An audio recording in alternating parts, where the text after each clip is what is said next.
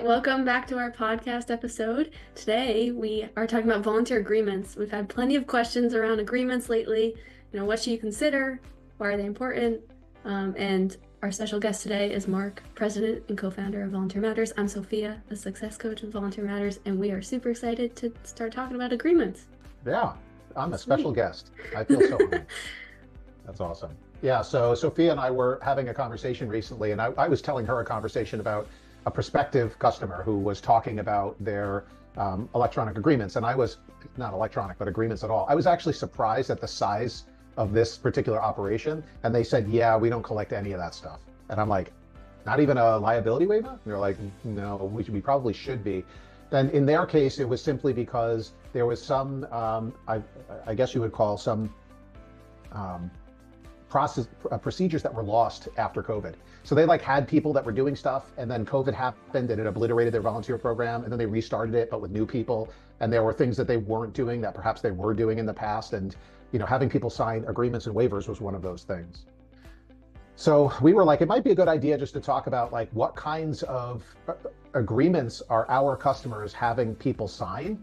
And even out there in the wild, what would you typically expect? And then also, what are the requirements around it from a legal perspective? And so we could just sort of share that experience doing this for the last 20 years. So I guess we'll start off with, let's presume that, let's just talk about the types of agreements that we see out there for that our customers are putting in there. Sophia, you could rattle a few off the top of your head. Liability waiver is most common. Almost everyone has a liability waiver. And other things like a photo, video release, social media, code of conduct. Yeah, the volunteer code of conduct is probably the second most popular. Some liability waiver. If somebody should trip or fall, you have some sort of expectation as to whether they're an employee versus a volunteer, all of that sort of stuff to protect your P's and Q's. And then the second one is probably the volunteer code of conduct, like what we expect out of you as a volunteer. How should you come to, how should you come dressed? How should you behave? What kind of language should you use? What's going to be the expectation of what you're going to do once you get here, just to sort of properly set the stage. After that, you mentioned the photo release and social media policy. And then sometimes we'll have specialty ones where we have customers where the volunteers are actually working with animals. And so they want to sign a statement that says the do's and don'ts of working with a dog, right, in a kennel. It might be, what are some of the other specialized ones? I know for YMCA's child protection policies, it's a huge one. Of course. Yeah, so the child abuse prevention, sometimes statements about mandated reporting. Yeah. Handbook, volunteer handbook. That's another great one. They want people to be able to say, I did read and whatever the handbook. That's just a statement they want them to sign. So one of the things to consider for any time you're going to have any kind of thing a volunteer has to do as a part of their onboarding, is this something that's required of all volunteers or is it job specific? So as an example, for most of our customers, having to sign a liability waiver may be universal. In most cases it is. So everybody's got to sign a liability waiver. For somebody who has to sign a statement about how to properly handle animals, that may not be a requirement for every volunteer position. It may only be a specialized one. So that's something just to keep in mind. What else do we have to think about, Sophia, other than that? I know dealing with minors is a very important thing to consider. So does the minor sign it? And if they do, does an adult need to sign it as well, parent or guardian? And there are some agreements where a minor just can sign it. Like the volunteer code of conduct is a popular one where we actually put out there some rules for the kids to say, this is how you need to behave. This is, why punctuality is so important, whatever it is. And they're allowed to sign that because it's not a legally binding document. It's more like a statement of understanding that we want to make sure everybody read and attested to. But the legal ones are the ones where we go, yeah, minors can't sign that. If they're not of the age of consent, then they can't sign it. And you were going to say something else to that point. Yeah, sometimes there are also agreements that don't apply to minors. And I can't think of one off the top of my head, but I know that does happen. Oh, it totally does. And it also happens in reverse where it doesn't apply to adults.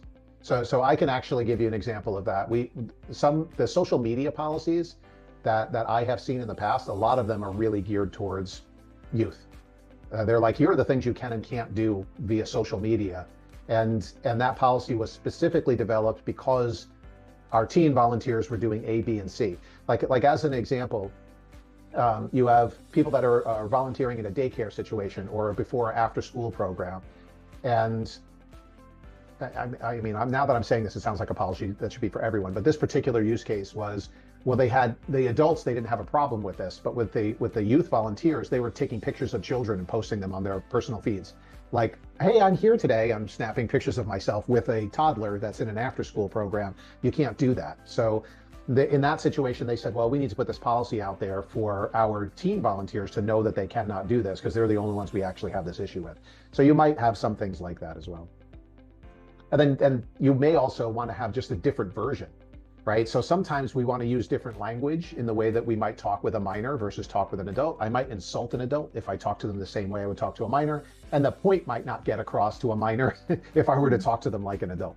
So, for example, to say that if I have a teen, volunteer program and I tell them, listen, we have a 3 strikes you're out policy. And if we catch you doing this more than 2 times, you're out and you're going to lose your service hours for school.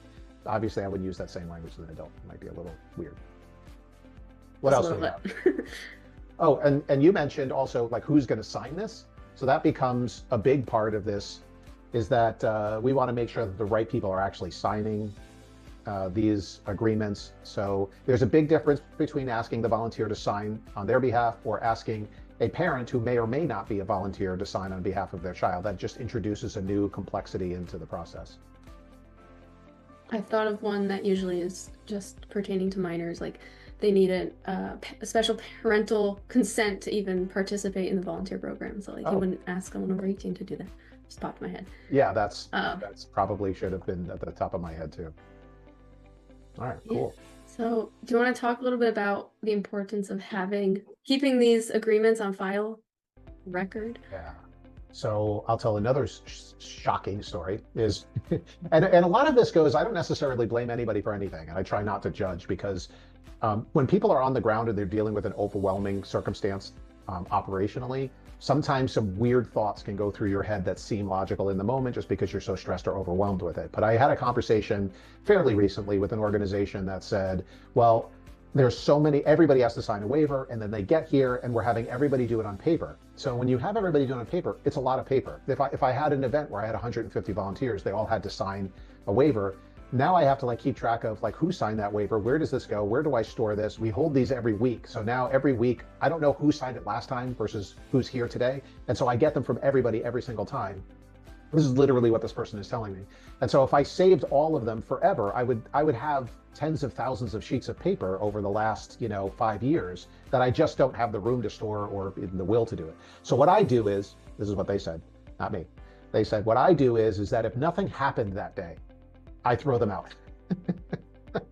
So she would collect 150 liability waivers if nobody fell, if nobody cut themselves, if nobody reported anything negative that happened that day, then she would go, oh, I guess we don't need this liability waiver. And obviously, I don't know the nature. I'm not gonna judge too much because I don't know what the heck is going on there or what the nature of it was. I don't forget specifically. I just remember thinking to myself, wow, no, liability, it reveals itself not only days later, not only weeks later, but actually can reveal itself years later or decades later. So we actually have to keep track of these things. And in certain circumstances, it's a requirement by law to keep track of them. And we'll talk about that in a moment. So you do have to store these. So if you are taking down paper, that's one of the things that you have to consider, is that they need to be stored, and they need to be stored in a way that they can be recalled in the event that an incident did reveal itself, or that the evidence that was signed needs to be provided. And so we've had cases where people have done audits prior to coming to us, because obviously we have systems that track all this stuff. Well, we've had people do audits prior to coming, and their greatest issue was not that these things weren't gotten, that they weren't acquired from the volunteers. It was that they didn't know where the stuff was, or it was incredibly difficult to produce it. And so even if you're getting things on paper and you're just stuffing something into a file cabinet by date, if I had to go back, you can imagine that scenario where that person has 150 potentially new volunteers every week. And every week she takes that stuff and she sticks it in a file cabinet. And now she goes fast forwards a year. So she has 52 of these folders. and something comes along at some point and says, hey, this person is alleging that this thing happened while they were here. I don't know. I may not know the exact date that happened. They may have claimed that it happened every time that they came. So now I have to go through 52 folders, and I have to go read through every single one of them to see when somebody who looks like they signed that name was on that piece of paper. So there are definitely better ways to do this, and the storage of it, and considering that, and thinking, not just this instant, how will I retrieve it, but how might I retrieve it from, eons ago, and how easy is that to recall, and how safely is it stored? Because, all that has to happen is somebody, Marjorie kept it in her desk, and now Marjorie's doesn't work here anymore. What happened to the files that were in her desk? Or that used to be before we moved, and now that, that file cabinet didn't make the move, or something like that. I'm going to plug one of our other episodes that we recorded about your volunteer dream team. And I think that these are things that you don't know if you're not in the legal world. So having someone from a department that knows a lot about this involved in volunteerism, I think is super important, because yeah, it's simple, but once you know, but if you don't know, you don't know. So, well, even that one woman, as an example, and this is the reason why I don't fault her at all, but she clearly didn't have somebody either that was involved in risk management, legal, their insurance provider advising her on this. So she was sort of left on an island by herself to develop a policy, but she probably had never been involved in an incident where somebody came back years later or weeks later and said, hey, I was seriously injured and I've been in a coma for 4 years, Oh, goodness.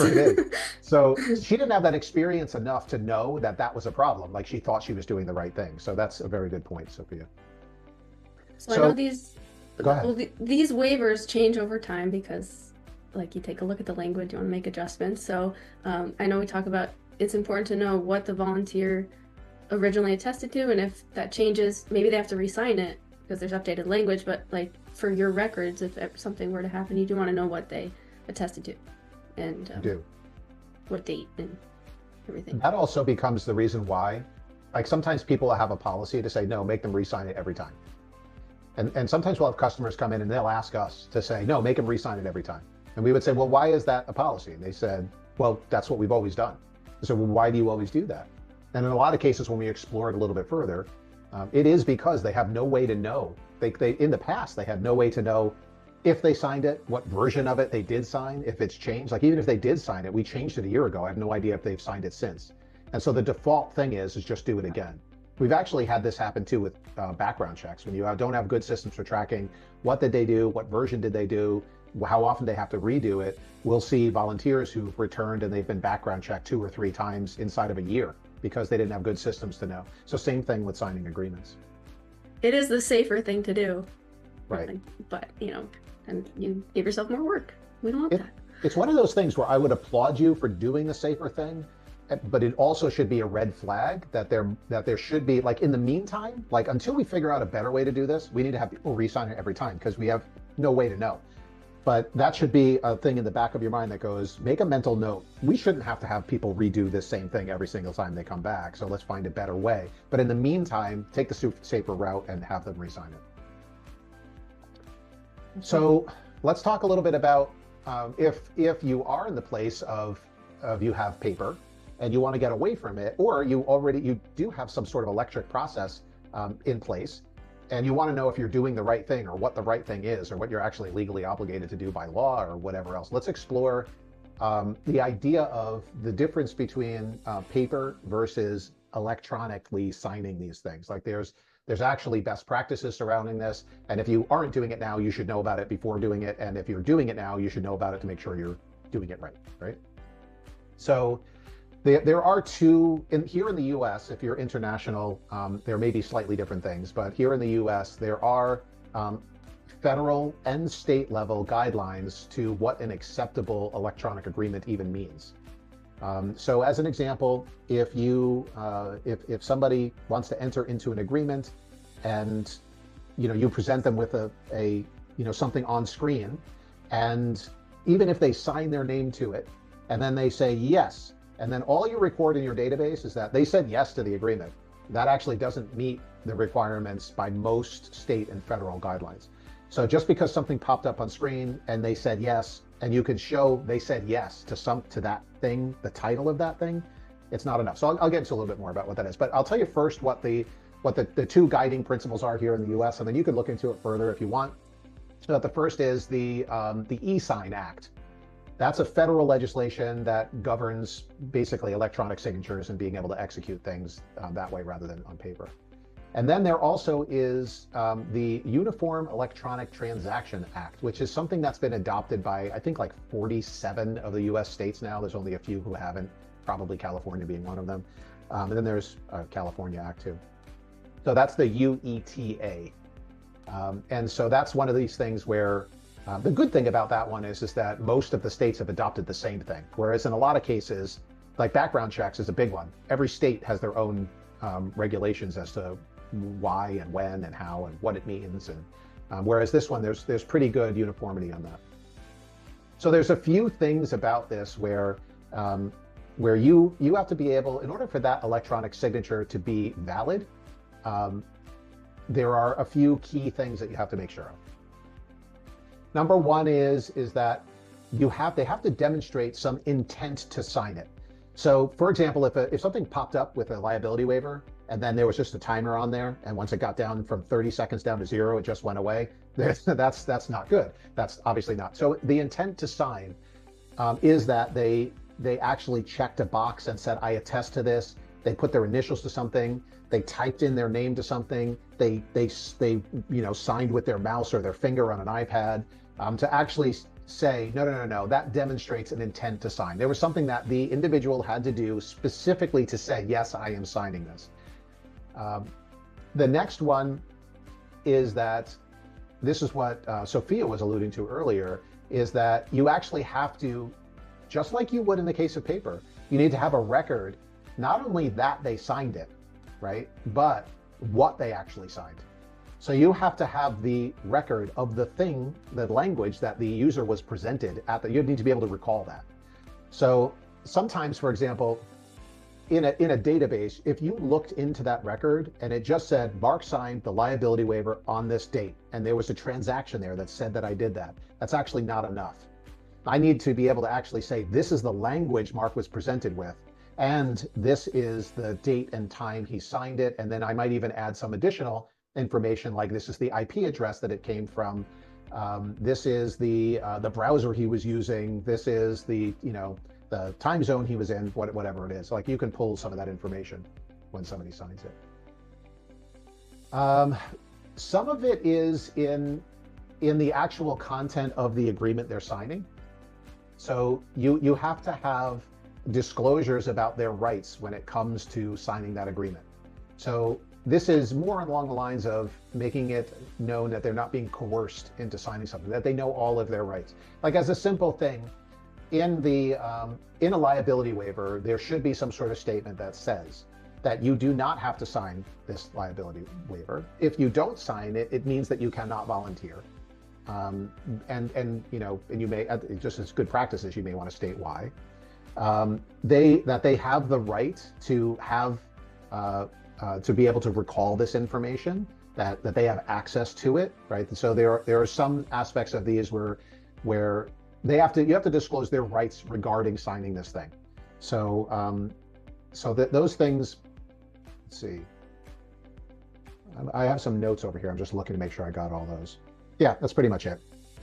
And then the other part of this, as far as for you guys, is that you have to be able to store these things securely, because it does have a bit of personal information in there. So we have, this fact that Mark signed this document, or Sophia signed this document, what their IP address was, when they signed it, why they signed it, like that's all considered like sensitive data.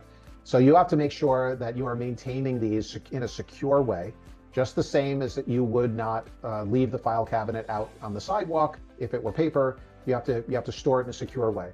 The other thing about the storage in a secure way is also, this is typically more on the best practices side of things, but you want to store it in a place where only the people who need to see it can see it. And this is what's the practice? It's escaping me. There's a term for it. It's basically like on a need to know basis, but there's an actual different term for it. So only the people who really need to gain access to this internally, for the volunteer should be the ones given access to it. The same thing as saying, I lock that file cabinet in that room. Everybody can't get into that room. That room is really only for these people. This is a best practice not required by law, but there should be an audit trail. When was it presented to the user? When did they sign it? When did they refuse to sign it? That sort of stuff. What else? All right, so let's just go ahead. Yeah, well, this is more just, well, we'll go into it. If someone doesn't want, like, let's say you're trying to transition to an electronic version of your agreements, what if someone doesn't want to sign or get involved electronically? What if it's someone who's a lot older? Maybe we could talk about that too. Yes. So from a legal standpoint, if somebody does not want to sign something electronically, it really is up to you from a policy standpoint whether or not you even want to accept paper signatures, because you are now opening yourself up to the possibility that somebody will fall between the cracks. Here, sometimes, like, people think the exceptions are like super simple, like, oh, I only have to do this 3 times, right? So I have 1,000 volunteers and 3 of them refuse to sign this stuff, and therefore I put in this separate process where they can give me paper, and then I put the paper. If you're going to do that, recognize that sometimes the exceptions introduce new risks, liabilities, because now out of 3 out of 1,000 cases, you have this specialized process you have to walk people through, which can be expensive both from a risk standpoint and an operational standpoint. And sometimes, quite honestly, we may just want to say to the volunteers, sorry, I can walk you through signing electronically, but this is the way we sign agreements because. In the case where somebody does want to sign paper, if you have a system like Volunteer Matters, then you still should be going in and being able to record in that system a copy of this is the document that they signed. So even if they sign something in ink, I should be able to upload that into this product, and in a way where I can see it just as easily as I can see anything else. Because what I don't want to have happen is me, again, going through that process where I'm combing through things trying to find it because there was this one exception we used one time. So, and this also depends on the sort of like mass amount of things that are going on. If you have 10,000 volunteers coming through a year and 3 people say they refuse to sign it electronically, my advice to you would be try to do your best to explain to that volunteer why they need to sign it electronically, or don't accept them as a volunteer. It would be similar to saying, well, I don't want to do a criminal background check, because I think it's a violation. And so, you might decide, well, I'll do a series of interviews with all their friends and family members and coworkers in lieu of doing that. And I think that might be enough, or you could look at it and say, no, we background check everybody. So checklist. They have to be able to demonstrate intent. So they have to sign it in a way that said, no, they did this, they opted into this. You need to disclose their rights and obligations surrounding signing those. You have to validate, this is something I didn't actually say, you have to validate they are who they say they are in some way, shape, or form. So just me signing on to let's say I go to Google Forms, right? And in Google Forms, I can put a statement up there, and then I can have a field, and I can just say, type in your name here, and it goes. And that could have been Sophia filling that form out. How do you know that was actually me signing the form? So there are services out there like Adobe Sign or similar Panda Docs or all of these other services that you could use. One of the main things that they're doing is just validating somebody's identity with multi-factor authentication. So what does that mean? It means that I said I was Mark. I gave you an email address that was associated with me, and then I received the email address and I said, yes, this in fact is me. Maybe I had to enter in my mobile number and I got a text message that said, hey, Mark, it looks like somebody's trying to sign something as you. Click here to validate that this is you trying to sign this document. So there needs to be some sort of other means to validate that the person is who they say they are. And this way, if I got an email that said, hey, somebody's trying to sign a document as you and it wasn't me, I can say, no, this is not me, and it won't accept the signature. So there is some element to that. Like if you use Adobe Sign or something like that, you have to open an account with them, and you have to validate your email address at a minimum, and sometimes even an email and a mobile number. And now they're like, oh, okay, we believe you. You are who you say you are. Now we're going to let you sign things, but only when you are logged in, kind of thing. You have to secure all these records. One last thing, there are some types of agreements you cannot sign electronically. So you can't sign a will electronically. You can't sign court orders and, like a termination of health benefits document. I haven't seen anything yet where somebody has tried to get a volunteer to sign that falls into any of these categories. But like Sophia brought up earlier about having your team, if there are agreements, you should just double check with legal to say, are these all okay for people to sign electronically? But I really, practically speaking, we don't see any of those types of things where that's going to happen. Like, you're not evicting somebody from their home and then allowing them to sign the eviction notice electronically. It's just something to be aware of. And then if you can, the best practices are maintaining an audit trail, and also, what was the other best practice I mentioned? Knowing what they signed. What part of it? Knowing what they signed? The security part's a big one, but I don't think that was a nice to have. I think that's a definite need to have. Audit trails was one of them. There was something else I said. You can go back and watch the tape, but I did denote it when I said it. All right, so that's sort of the legal stuff out of the way. Like, what does it actually mean to electronically sign it? So to use that, the better example before was if you just have a Google form where somebody goes there and types their name in, that doesn't count. You have to think of it this way. If I go into the database record for Sophia to see that she signed an electronic agreement, that database needs to be a secure database, right? It's got security controls in place to keep the data safe. I need to store that for a long period of time. So it's not just here today, gone tomorrow. We need to store it for historical purposes. If it goes away, gets deleted, gets archived in a way where I can't access it, it's the same thing as if she never signed it.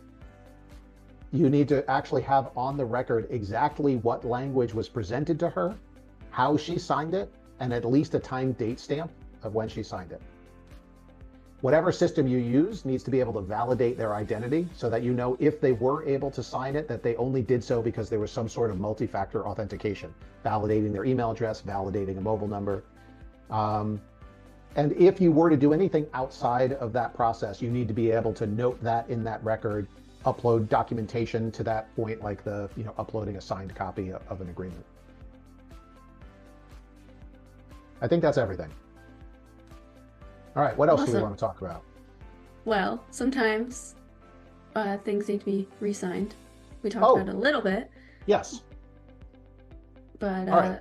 Yeah, like maybe a liability waiver needs to be signed every year. I don't know if that's a legal thing or that's just, I don't know where that comes from, but I do see that often, like every 1 to 2 years re-signing that. Again, sometimes this policy is in place because they review their agreements periodically and they want to make sure that everybody has the most recent version. Like, there are times when people come in and they change their liability waiver and they say, well, if somebody just signed a liability waiver, our old one, last month, I'm not going to make them re-sign a new one. But we want to make sure everybody re-signs the latest one at least every 3 years. Like, sometimes we will see that.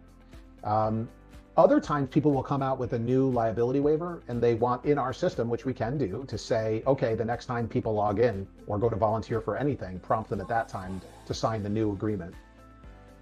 But sometimes people will say, yeah, we do this every year. In most cases, Sophia, you're right. The things that I see most often is on like code of conduct statements or, policy statements about sexual harassment or child abuse prevention, that we want people reading and re-signing this periodically so that it's getting sort of cemented in their brain as to what the expectations are. So whenever you're defining any agreement, the bigger rule of thumb is this forever, or do we want them to be able to have to re-sign it, even if it's the same exact thing every year, every 2 years, every 5 years, every 6 months, whatever it is. So one of the things we talked about too was what needs to happen for a parent or guardian to sign on behalf of a minor. So that's just an added complexity, even if you're using a system to do that. Like, how do we know that it was the parent who signed it? So sometimes we present things online and somebody has to say, yes, this is for me. I am me because I validated my email address, and therefore I signed it. Just the extra added thing is if they're a minor, that it's not me that's signing it, it's someone else on behalf of me. So technically speaking, like if you were just using DocuSign or Adobe Sign or PandaDocs or one of those other tools, you probably actually want to have two different forms that you use in those systems. One for somebody signing for themselves and a second one for them signing on behalf of a minor, just so you know which one you're sending out to them. You obviously could have one, that has some sort of language that says in there, if I am signing on behalf of somebody else, I agree to this, that, and the other thing. But for me, from an electronic standpoint, the document itself is affiliated with the person that the waiver is for, and who is signing that is a separate thing, right? So that's why sometimes separating them out. Within our system, we actually we have a thing in there where you can say, are you signing this on behalf of yourself or your child, or you're the parent or guardian of a minor child? And so I can say, no, I'm signing this on behalf of myself. And we go, great, go ahead and sign it. If I say, no, I'm signing this on behalf of my minor child, we go through this whole process to say, okay, first you need to validate you are who you say you are, if you haven't done that already. And then you have to attest to the fact that this other human being is actually my a child that is under my guardianship, or they are my legal child. And then they can sign it. So it's just something to consider. In the real world, like out in the wild, this is actually quite a big problem for like a lot of organizations who have minor volunteers. Even if those minor volunteers are being accompanied by their parents, because even just logistically thinking about this, I have 150 people coming to an event, and 40 of them are children, and their parent may or may not be one of the other 110 people that are volunteering. And did we get the signed things from each of those people is like an operational nightmare if you're trying to do that on paper. And so like I might have gotten it from the parent, but they didn't give me the ones for the child, or I might have gotten this on a child, but was it their parent who signed it, or was it their scout leader or their church group leader, and they thought it was okay for them to sign on behalf of everybody that was in their care?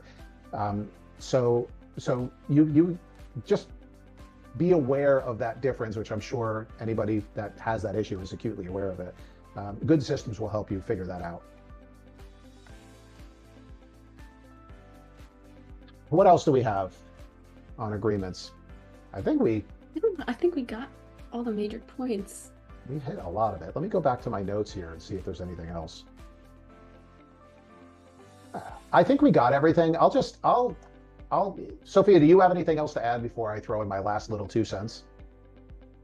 No, I just think these things are important to think about. So I've learned a lot from what you've said from a legal standpoint. There's so much legal involved. I'm like, at this point, I'm an amateur lawyer, risk management professional, insurance guy, just been being exposed to this for so long. But I will say this, is that I'll close on this. The things that you have done almost don't matter if you cannot prove they have been done. Okay, so when we say, oh no, we get waivers from everybody, you're like, do you? Because like if I ever said to you, this volunteer, I'm not sure when they volunteered, but there's this claim and I need to know that they signed this document. Well, we have everybody sign it. Okay, well, where is the document? Well, I don't know. What day was it? I don't know what the day was. They're saying it happened in 2022. Oh, if you don't have tangible evidence that it was done, is one of the big things that we'll see out there whenever we see an audit performed. And audits happen usually when there's a real big problem or when somebody's super proactive, but usually it happens when there's a big problem. We don't want to find out about these things when there's a big problem. So being able to recall this in an easy fashion is super important. And if you can't recall it, it means it never happened. And in some cases, it's worse than it never happening, because if you have a policy that says they were supposed to do it and then you can't prove that they did do it, now it's like falls into the negligence category, and sometimes gross negligence from a legal perspective. So you were aware that this should have been done. You have a policy in place where it should have been done, and now you can't prove that it was done. Uh-oh, you have a fundamental problem, in your organization that demonstrates a negligence toward this. The second part of it is that you have to have the proper evidence lined up that it was done. And that is the stuff we've mentioned already. So, when did they sign it? How did they sign it? What was the time date stamp? What was the actual language they attested to? and that you validated they were who they said they were. And if you, again, don't have all of those things, it's as if they never signed it.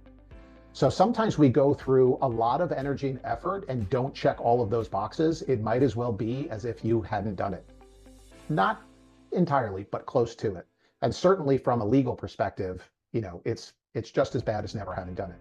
So I guess I'll end with this. If you're going to move to if you have paper already and you have numbers that are fairly sizable, there's a high likelihood that you're not going to be able to recall these things in a way where it really protects you or the people that you serve. It just breaks after you get to a certain size. Now, that being said, if you have 50 volunteers and they're the same ones volunteering in and out every year, by all means, do paper, put it in file cabinets, you're probably good. Once you get to any level of scale, though, that process kind of falls apart. Once you decide that you want to make the transition to electronic, then you just have a few things that you have to keep an eye out for, and those two sort of legal precedents with the e-sign Act and the UETA. But again, those things basically are: store it in a secure place, make sure that you have on record exactly what they signed, when they signed it, and that you validated they were who they said they were. You disclosed that they were signing it and that they know what their rights are to signing that document. And you should be good in all those categories. And by moving to an electronic signature standpoint, you actually get to put it in a database, which makes it highly referenceable, very easy in an audit to come up with who had what, when, where, and why, and even track more complicated things like, well, was it the parent or was it the guardian who signed it? Was it the volunteer themselves? Was there a policy where it needed to be re-signed after a certain amount of time? How easy was it to implement that policy? Like, once you move to electronic, everything else becomes a lot easier, and there isn't this like fear of, are we doing this right? I hope so. It's in a file cabinet somewhere. So I'll end it on that. I think that was pretty good. I think it was amazing. We'll see you all next time. All right. Thank you. Bye.